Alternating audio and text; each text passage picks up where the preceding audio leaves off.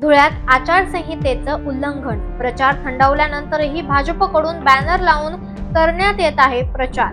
धुळे महापालिका निवडणुकीच्या पार्श्वभूमीवर काल प्रचाराच्या तोफा या थंडावल्या असून 5 वाजेपर्यंत प्रचार हा संपला आहे. त्यामुळे कुठल्याच उमेदवाराला पक्षाचे मफलर आणि बॅनर लावून प्रचार करता येणार नसल्याचं प्रशासनाच्या वतीनं सूचित करण्यात आलं होतं.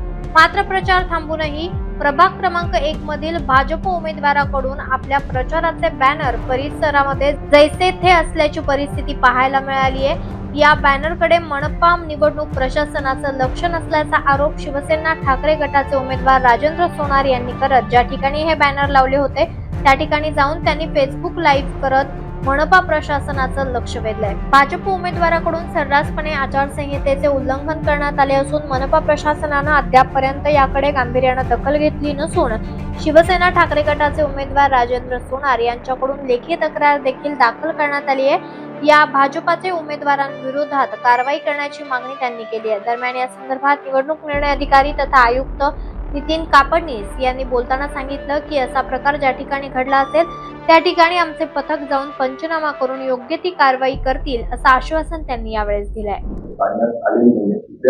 विरोधी पक्षाचे उमेदवार आहेत आक्षेप घेतलेला आहे, काय कारवाई केली?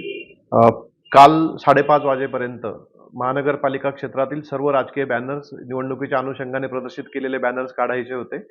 महापालिकेने सुद्धा काल मोठी मोहीम घेतलेली आहे आणि वृत्तपत्रातनं प्रसिद्धीकरण केलेलं होतं की सर्व राजकीय पक्षांनी, उमेदवारांनी प्रदर्शित केलेले बॅनर्स काढून घ्यावेत. या मुदतीनंतरही काही राजकीय पक्षांनी किंवा उमेदवारांनी जर बॅनर काढले नसतील तर आचारसंहिता कक्षामार्फत त्या बॅनरची पाहणी होईल, त्याचा पंचनामा होईल आणि अशा बॅनर लावणाऱ्यांविरुद्ध महानगरपालिका गुन्हा दाखल करण्याची कारवाई करेल.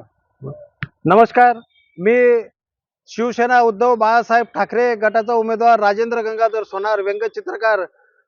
काल 5 वाजेला प्रचाराची मुदत संपलेली होती.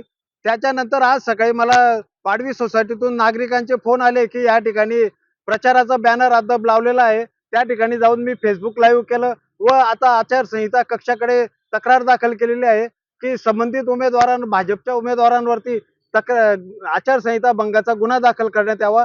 कारण 5 वाजेनंतर प्रचार करायला बंदी आहे व त्या ठिकाणी त्यांनी फलक ठेवून तो प्रचार अद्याप ते करत आहेत. मी त्यांच्याकडे तक्रार केलेली किंवा संबंधितांवर तुम्ही कारवाई करा, तर ते असं म्हणतायत की आम्ही सध्या ते फलक हटवू व त्याच्यानंतर आम्ही कारवाईचं काय त्याच्यात तरतूद आहे कायद्यामध्ये आम्ही ते करू. कारवाई झाली तर पुढे काय भूमिका असणार ते आता निवडणुकीनंतर ठरवू. पक्षाशी चिंता करून, प्रमुखांशी सगळं चर्चा करून आम्ही ते ठरवू. लोकनायक न्यूज